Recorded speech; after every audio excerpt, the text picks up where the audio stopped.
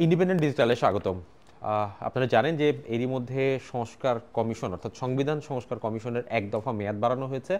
জানুয়ারির মাঝামাঝি সংস্কার কমিশন ডক্টর আলী রিয়াজের নেতৃত্বাধীন সংবিধান সংস্কার কমিশন প্রধান উপদেষ্টার কাছে বিভিন্ন প্রস্তাবনা দিবেন সংবিধান সংস্কার নিয়ে। আমরা জানতে পেরেছি প্রায় ৫৪,০০০ মানুষের মতামত নেওয়া হয়েছে সংস্কারের প্রস্তাবনা তৈরি করতে, পাশাপাশি ১২০টি দেশের সংবিধানকে পর্যালোচনা করা হয়েছে। তো আমরা আজ মূলত সংবিধান সংস্কারের প্রস্তাবনায় কি কি থাকছে সেটি নিয়ে কথা বলবো। সঙ্গে আছে আমি সুপ্রিয় শিকদার, আমার সঙ্গে আছেন ইন্ডিপেন্ডেন্ট ডিজিটালের প্রধান বার্তা সম্পাদক তানভীর সোহেল।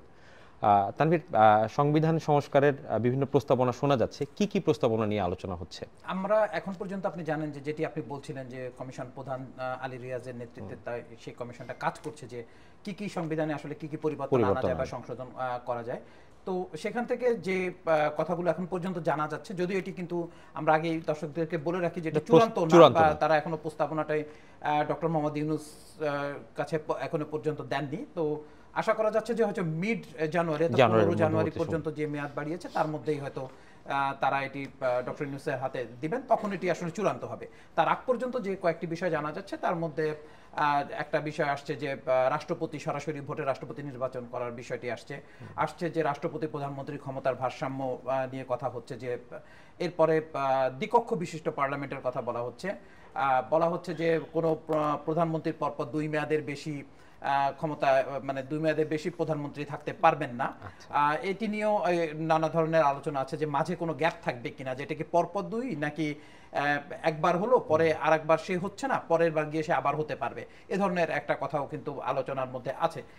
এর পাশাপাশি আরও বেশ কয়েকটা বিষয়ের গুরুত্বপূর্ণ বিষয়ের মধ্যে আসছে যেটি খুবই আলোচিত, সেটি হচ্ছে ৭০ অনুচ্ছেদে এক ধরনের পরিবর্তন আনা যায় কিনা বা কিছু সংস্কার করা যায় কিনা, সেই বিষয়টি যেটিকে আমরা নর্মালি ভাষায় বলে ফ্লোর ক্রসিং, সেই জায়গাটাতে একটা পরিবর্তন আনা যায় কিনা সেটি নিয়ে মোটা দাগে বেশ কিছু কথাবার্তা হচ্ছে।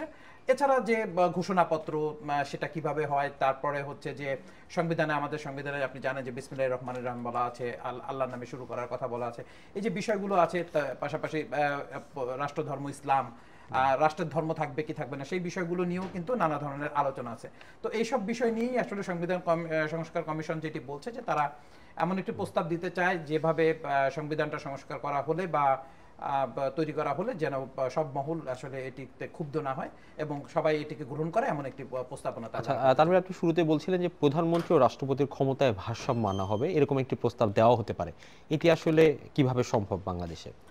হ্যাঁ, এটি আসলে একটু ইন্টারেস্টিং। এটি নিয়ে কিন্তু দীর্ঘ আলোচনা হচ্ছে বিভিন্ন সময়। আপনি জানেন যে বহু বছর আমরা যদি দেখি যে এটি কিন্তু বলা হয় যে এখানে আসলে পুরো ক্ষমতাটাই আসলে প্রধানমন্ত্রী, রাষ্ট্রপতির কোনো ক্ষমতা নেই, ফলে একক ক্ষমতা আসলে স্বৈরাচার তৈরি করে, ফ্যাসিবাদ তৈরি করে। সেই জায়গায় যদি একটা ভারসাম্য আনা যায় তাহলে সেটি ভালো হবে। কিন্তু এখানে কিন্তু আসলে কয়েকটা ব্যাপার আছে যে আপনি কোন ধরনের সরকার ব্যবস্থা, আমাদের এখানে পার্লামেন্টারি ডেমোক্রেসি, যেটা আমরা ওয়েস্টমিনিস্টার অর্থাৎ ব্রিটেনের গণতন্ত্রকে ফলো করি।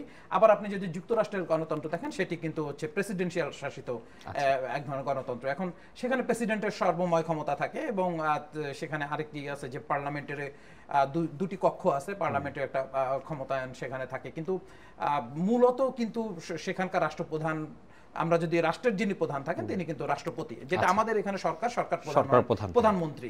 তো আমরা হচ্ছে সংসদীয় গণতন্ত্র আছে। এখন এইখানে ভারসাম্য আনতে গেলে একটা কথা বলা হচ্ছে, আপনি জানেন যে সম্প্রতি সেনাপ্রধান জেনারেল ওয়াকারুজ্জামান একটু বলেছেন যে ক্ষমতার ভারসাম্যের মধ্যে যদি সশস্ত্র বাহিনী বা আমরা যেটাকে বলি প্রতিরক্ষা বাহিনী বা আর্মি, সেনা, নৌ, বিমান, এই যে বাহিনীগুলোর যদি রাষ্ট্রপতির কাছে দায়বদ্ধ হয় তাহলে এটি আসলে ভালো হয়, এরকম একটা কথা কিন্তু তিনি বলেছেন। পাশাপাশি যদিও তিনি বলেছেন যে তিনি কিন্তু এটা নিয়ে কোনো প্রস্তাব দেননি, এটি তার ধারণার কথা তিনি সেখানে উল্লেখ করেছেন।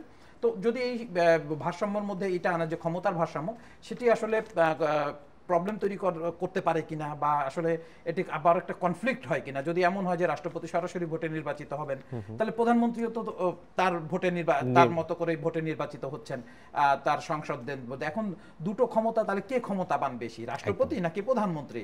এখন আমরা যদি পার্লামেন্টারি গণতন্ত্রের কথা বলি তাহলে আসলে প্রধানমন্ত্রীর ক্ষমতা বেশি, সেখানে ভারসাম্য, সেও তো তাহলে জনগণের সরাসরি ভোটে নির্বাচিত বা তার একটা বড় ক্ষমতা আছে। তাহলে কাজের ক্ষেত্রে আমার কাছে তো মানে এই বিষয়টাকে এক ধরনের অসুবিধাই বলে মনে হয় আর কি, যদি ভারসাম্য আনতে যাওয়ার চেষ্টা করা হয়। তো সেদিক থেকে যদি আমি বলি যে নিঃসন্দেহে কমিশন এমন একটা ব্যবস্থা করবে যাতে কোনো কনফ্লিক্ট তৈরি না হয়, যাতে রাষ্ট্র সেভাবে পরিচালিত হতে পারে। না হলে কিন্তু রাষ্ট্রে যে সরকারের সেটা স্থিতিশীল হবে না বলেই ধরে নেওয়া যায়। তো সেই জায়গাটাতে আসলে তারা কিভাবে করতে চায় সেটা আসলে প্রস্তাবনা দেখলে তখন বোঝা যায়। আচ্ছা, তানভীর, আপনি শুরুতেই বলছিলেন যে টানা মেয়াদে কিংবা 2 মেয়াদে প্রধানমন্ত্রী না থাকা, এটা নিয়ে আলোচনা হচ্ছে যে টানা থাকবে নাকি মাঝে গ্যাপ থাকবে, এটা নিয়ে আলোচনা হচ্ছে। পাশাপাশি আরেকটা জিনিস যে দলীয় প্রধান এবং সরকার প্রধান অর্থাৎ প্রধানমন্ত্রী এক থাকতে পারবেন না। তো এই জায়গাটায় ধরেন প্রধানমন্ত্রী নির্বাচিত হওয়ার পরে সেটি দলীয় প্রধান হিসাবে তিনি থাকবেন কিনা, এটা কি রাষ্ট্র নির্ধারণ করে দিতে পারে কিনা? এটি আসলে ইন্টারেস্টিং। আপনি জানেন যে একটা দল কিভাবে চলবে আসলে সেটা তো দলের সিদ্ধান্ত। এখন রাষ্ট্র এটা বলতে চাচ্ছে যেমন পরপর 2 মেয়াদ, মানে 2 মেয়াদের বেশি কেউ ক্ষমতায় থাকতে পারবে না। এটি নিঃসন্দেহে এটি একটি ভালোই, তাতে আসলে নেতৃত্বের বিকাশ হবে, দলের মধ্যে গণতন্ত্র এগুলো চর্চা হবে। পাশাপাশি যিনি প্রধানমন্ত্রী হবেন তিনিও কিন্তু চেষ্টা করবেন যে কিছু নজির তৈরি করে রাখা, মানুষের মন জয় করার একটা জায়গা। সারা জীবন থাকবো না, আমি 2 বার থাকতে পারবো, সো আমি এমন কিছু করে যাওয়া যেন মানুষ বলতে পারে যে আচ্ছা উনি করে গিয়েছিলেন। তো সেই যে জায়গাটা কিন্তু তৈরি হবে। তার মধ্যে কিন্তু এই ধরনের যে আজীবন ক্ষমতায় থাকার একটা চেষ্টা, যেটা তাকে আসলে স্বৈরাচার ফ্যাসিস্ট তৈরি করে, যেটা সেই জায়গাটা কিন্তু হবে। এটি একটি ভালো উদ্যোগ নিঃসন্দেহে। এবং পাশাপাশি যে বলা হচ্ছে যে 4 বছর, আপনি জানেন যে সংসদের মেয়াদ 4 বছর, কথা এরকম বাইরে আলোচনা ছিল, যদিও তারা এটি প্রস্তাবে রাখবে কিনা আমরা এখনো জানি না। তো সেটিও কিন্তু খারাপ না, কারণ আমরা যেহেতু তত্ত্বাবধায়ক সরকার ব্যবস্থা যদি আবার ফিরে আসে তাহলে কিন্তু 4 বছরের পর আরো 3 মাস থাকবে তত্ত্বাবধায়ক সরকার। অর্থাৎ যদি 5 বছর হয় তাহলে আসলে পরবর্তী সরকার আসতে যাচ্ছে 5 বছর 3 মাস পরে গিয়ে। তো সেখানে 4 বছর এবং 4 বছর 3 মাস, নিঃসন্দেহে এটি আমার কাছে মনে হচ্ছে যে এটি ভালোই ব্যবস্থা হতে পারে। সেটি নিশ্চয়ই আলোচনা করে তারা সেটা সিদ্ধান্ত নেবেন।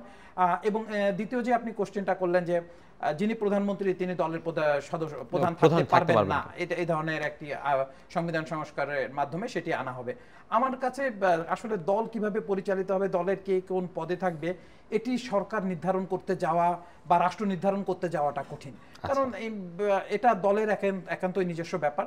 দলের মধ্যে যদি এই চর্চা না থাকে, পৃথিবীর অনেক দেশে, ভালো ভালো দেশগুলোতে তো এই চর্চা আছে যে কে প্রধানমন্ত্রী থাকতেছেন, কে তার দলের প্রধান, এটা অনেক সময় জানাও যায় না, বোঝাও যায় না কিন্তু সবকিছুতে। তো সেই জায়গা থেকে আমার কাছে মনে হয়েছে যে এ ধরনের আইন আসলে টেকসই কিনা সেটা যথেষ্ট থাকে, কারণ এটা দল বুঝতে হবে যে আমার দলের প্রধান কে হবে। এমন তো হতে পারে যে ওই মুহূর্তে উনি ছাড়া করার মতো দল পরিচালনার জন্য দলের জন্য চিনি সবচেয়ে ভালো ব্যক্তি, তাহলে কি দল স্যাক্রিফাইস করবে না প্রধানমন্ত্রী স্যাক্রিফাইস, এটি নিয়ে একটা দানা পড়েন দুটা না কিন্তু তখন তৈরি হতে পারে। তো দলের বিষয়টা দলের উপরে ছেড়ে দেওয়া উচিত এবং দলগুলো কিভাবে গণতান্ত্রিক হতে পারে সেই চেষ্টা করা যেতে পারে। যেমন বিশেষ করে ভোটের আগে যে স্থানীয় প্রত্যক্ষ ভোট হতেই হবে, এটা বাধ্যতামূলক করা এবং এটা মেনে চলতে হবে। যে সেক্ষেত্রে কিন্তু আপনাকে দেখা যাবে যে নির্বাচনের 3 মাস আগের থেকে না 6 মাস আগের থেকেই দলগুলো কিন্তু প্রিপারেশন নেওয়া শুরু করতে হবে, যে আমার লোকালি আমার নেতাকর্মীদের ভোট বা স্থানীয়দের ভোটের মাধ্যমে একটা, যে অনেক দেশেই আছে আপনি জানেন যে ডেমোক্রেটদের আছে, আমেরিকাতে এই জিনিসটা আছে, সেটা হতে পারে। কিন্তু আমার কাছে মনে হয় যে দলের উপরে কোনো প্রেসার চাপিয়ে দেওয়াটা আসলে দলগুলো শেষ পর্যন্ত, কারণ আলটিমেট তো দেশ চালাবে তারা কিন্তু এটা এই ধরনের সংস্কার বাতিলও করে দিতে পারে। তো সেটি বুঝে শুনে এগোনোই ভালো হবে। আচ্ছা তানভীর, আপনি রাজনৈতিক দলের কথা বলছিলেন, সেই জায়গাটায় আমরা দেখেছি যে সংবিধানের 70-এর অনুচ্ছেদ পরিবর্তন নিয়ে একটি আলোচনার প্রস্তাব এসেছে, সেটি নিয়ে বিএনপিও কিছুটা দ্বিমত করেছে কিংবা তারা সরাসরি একমত পোষণ করেনি। এই জায়গাটায় আসলে 70-এর অনুচ্ছেদে কি আছে, সংবিধানের 70-এর অনুচ্ছেদে, আর কেন এই পরিবর্তনটা আনা হচ্ছে? 70-এর অনুচ্ছেদটাকে আমাদের এখানে অনেক সময় বলা হয় যে খুবই অগণতান্ত্রিক। ওইভাবে আসলে দূর দৃষ্টি দিয়ে যদি আপনি দেখেন তাহলে বিষয়টা হয়তো ঠিক যে এটি একটি অগণতান্ত্রিক ধারা কি না সেটি নিয়ে আলোচনা হতে পারে। এটি হচ্ছে মূলত ফ্লোর ক্রসিং, অর্থাৎ আপনি আমাদের সংবিধানের নিয়ম অনুযায়ী যে দল, মানে যে সংসদে যে সরকারের এমপি, সে কিন্তু তার দলের পক্ষেই তাকে ভোট দিতে হবে, বিপক্ষে সে ভোট দিতে পারবে না। তো এটি হচ্ছে 70 অনুচ্ছেদের মূল জায়গাটাতে।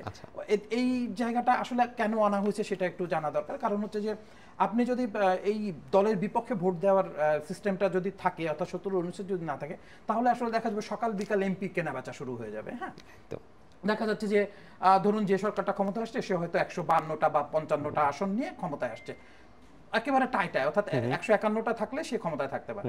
তার মানে সে 5টা বা 6টা এমপি কে যদি আপনি ওখান থেকে ভাগায় আমার পক্ষে নিয়ে আসতে পারেন, সেটা প্রচুর টাকা দিয়ে হতে পারে, সুবিধা দিয়ে হতে পারে, অনেক কিছু দিয়ে হতে পারে, বিরোধী দল সেটা নিল, তাহলে কিন্তু সরকার ভেঙে যাবে, সঙ্গে সঙ্গে সরকার ভেঙে যাবে। পাশাপাশি আপনি যদি আইন তৈরি করতে যান বাধাগ্রস্ত হবেন।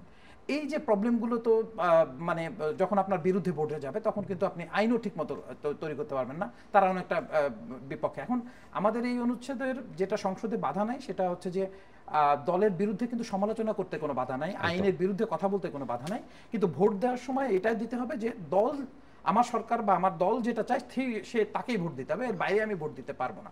তো এইখানে কিন্তু আমার কাছে মনে হয়েছে যে 70 অনুচ্ছেদ বাতিল করতে যাওয়াটা অনেক বেশি ঝুঁকির হবে বলে আমার কাছে মনে হয়েছে। তাতে আসলে সরকারগুলো আনস্টেবল হয়ে যাবে, এবং এইভাবে আনস্টেবল সরকার আসলে কখনোই কোনো দেশের জন্যই ভালো না। পাশাপাশি আমরা একটা, যেমন আপনি ছোট্ট একটা বিষয় নিয়ে আলোচনা হচ্ছিল যে প্রপোর্শন অনুযায়ী ভোট হবে, অর্থাৎ সংখ্যানুপাতিক সামান্য অনুযায়ী যে কত ভোট হবে সেই অনুযায়ী আসন পাবে, যেটি হয়তো সেটা হয়তো হবে না। কিন্তু এই ধরনের চাওয়াটা হয় কি, তাতে সরকারগুলো আনস্টেবল থাকে, অনেকগুলো দলের একটা পার্টিসিপেশন হয়, এটা যেমন ঠিক আছে, কিন্তু তখন ঝুলন্ত পার্লামেন্ট হবে বেশি, অর্থাৎ কোনো দলের পক্ষে কিন্তু এককভাবে 50% ভোট পাওয়াটা সহজ কথা না, এখনো পর্যন্ত কিন্তু কেউ পায় নাই। যখন সবচেয়ে বেশি ভোট পেয়েছিল সেটি হচ্ছে আওয়ামী লীগ, 47% ভোট 2008 সালে। যেটা আমরা ভালো নির্বাচনগুলোর কথা বলছি, আমরা 14, 18 বা এই নির্বাচনের কথা বলছি না। তো তখন কি হবে, যখনই আপনি ওইটা করতে যাবেন তখন কিন্তু দেখা যাবে যে আপনাকে 50% বেশি ভোট পাইতে হবে, তখন ভোট একদম কারচুপির চেষ্টা হতে পারে, জোরজবরদস্তির চেষ্টা থাকতে পারে, অনেক কিছু দেখতে পারে। আর তা যদি না হয় তাহলে ঝুলন্ত পার্লামেন্ট হবে। এরকম দিনের পর দিন ঝুলন্ত পার্লামেন্ট কিন্তু একটা দেশের জন্য, তার স্টেবিলিটি, স্থিতিশীলতা, সরকারের কিছু কাজ করার জন্য মোটেও ভালো না। হ্যাঁ, যে দল যত আসন পাবে সেটা যেমন আছে। তো একইভাবে 70 অনুচ্ছেদের ব্যাপারটা হচ্ছে এরকম যে আপনি যদি অনুচ্ছেদটা সংস্কার করার চিন্তা করেন বা বলতে পারেন যে ঠিক আছে আমি সরকার পতন হবে না এরকম ইস্যুতে ওরা অন্যকে ভোট দিতে পারবে এমপিরা, যে হ্যাঁ শুধুমাত্র এমন ইস্যুতে ভোট দিতে পারবে না যেটা দিলে সরকার পতন হয়ে যাবে, তার দলের পতন হয়ে যাবে, সেটা কিন্তু আইনের ক্ষেত্রে দিতে গেলেও যেটা হবে যে এটাও কিন্তু আসলে খুব ভালো কিছু হবে না। তখন হচ্ছে যে কনফ্লিক্ট হবে, দলের মধ্যে সন্দেহ অবিশ্বাস বাড়বে, এটা নিয়ে সমালোচনা হবে, আলোচনা হবে, ফলে দলগুলো খুব একটা স্বস্তিতে থাকবে না। পাশাপাশি এমন হবে যে খুব গুরুত্বপূর্ণ কোনো আইনও হয়তো বাস্তবায়ন করা গেল না বা করা যাচ্ছে না, সরকারের যেটা চাওয়া। কারণ আপনি একটা সরকারকে ভোট দিচ্ছেন এই যে সেই সরকারটাই আসলে কাজটা করে দিবে আপনার বিগত, সেইখানে যদি আপনি পদে পদে তাকে বাধা সৃষ্টি করতে চান আইন দিয়ে, তাহলে কিন্তু সরকারের জন্য সেটি ভালো হবে না। সেই দিক থেকে আমি মনে করি যে 70 অনুচ্ছেদ এখন যেভাবে আছে, আমার কাছে, আমি পার্সোনালি ফিল করি যে এটি সংস্কারের খুব একটা প্রয়োজন আছে বলে আমার মনে হয় না। আচ্ছা, তানভীর এবার একটু সংসদে আসি। আমরা দেখেছি যে একটি প্রস্তাবনার খসড়ায় যে ডেপুটি স্পিকার বিরোধী দল থেকে থাকবে এবং স্পিকারের যে একক ক্ষমতা সেটি কিছুটা কমানো দরকার।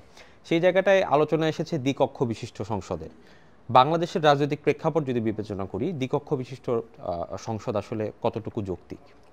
এটা খুব যৌক্তিক।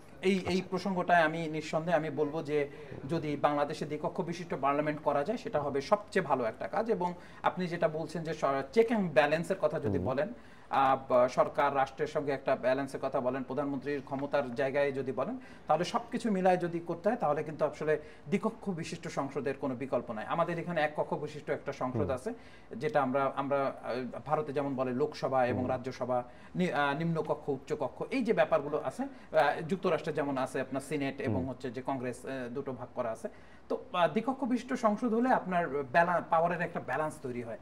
তা না হলে প্রধানমন্ত্রী, যে আপনি যেটা বলেন যে প্রধানমন্ত্রীর একক ক্ষমতা, এমন যে একটা কক্ষে যখন সে আসে তখন সে একচেটিয়া ক্ষমতা হয়, যে সব ক্ষমতাটা কিন্তু দ্বিকক্ষ বিশিষ্ট পার্লামেন্টের ক্ষেত্রে অনেকটাই সুবিধাজনক হয়। সেখানে এখন দ্বিকক্ষ আপার ক্লাসটা আসলে কিভাবে গঠন হবে, কোন প্রক্রিয়ায় গঠন হবে, সেটি একটি গুরুত্বপূর্ণ প্রসঙ্গ। এবং সেখানে যদি একটা ব্যালেন্স, মানে একটা প্রক্রিয়াটা ঠিক করে রাখা যায় যে আপার ক্লাসের যারা সংসদ হবেন তারা কিভাবে আসলে সংসদ নির্বাচিত হবেন, সেই প্রক্রিয়াটা যদি ঠিক করে তৈরি করা যায়, তাহলে আমার কাছে মনে হয় যে দ্বিকক্ষ বিশিষ্ট সংসদ যদি হয় এবং পাশাপাশি প্রধানমন্ত্রীর একজন ব্যক্তি সর্বোচ্চ দুবারের বেশি প্রধানমন্ত্রী হতে পারবেন না, সে যে প্রক্রিয়াই হোক, সেটা পর হোক বা একবার বাদ দিয়ে আরেকবারই হোক, যখনই হোক, এই দুটো প্রক্রিয়া কিন্তু আসলে আপনার জন্য, আমার মনে হয় গণতন্ত্রের জন্য ভালো হবে এবং দেশ পরিচালনার জন্য বেশ ভালো হবে বলে আমার কাছে মনে হয়। এই দুটি প্রস্তাবকে আমার কাছে বেশ গুরুত্বপূর্ণ মনে হয়েছে। ধন্যবাদ তানভীর। আজ এ পর্যন্তই। সংবিধানের সংস্কার প্রস্তাবগুলো হয়তো জানুয়ারির মাঝামাঝি সময় প্রধান উপদেষ্টার কাছে দেওয়া হবে। এরপরে মূলত আমরা সঠিকভাবে জানতে পারবো যে কি কি সংস্কার নিয়ে আলোচনা হয়েছে, কি কি প্রস্তাব গিয়েছে। সে পর্যন্ত দেশ বিদেশের যে কোনো খবর জানতে সঙ্গে থাকুন ইন্ডিপেন্ডেন্ট ডিজিটালের, ভিজিট করুন itbbt.com।